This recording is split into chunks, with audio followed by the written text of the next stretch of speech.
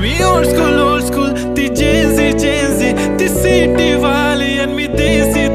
तरी इगो तिला जरा भी नाही मनामध्ये खराबी नाही पॅपराझी तिच्या मागे डेली क्रेझी तरी वाय सो शाय सुंदरी तुझं नाव काय आहे तुझं गाव काय आहे ग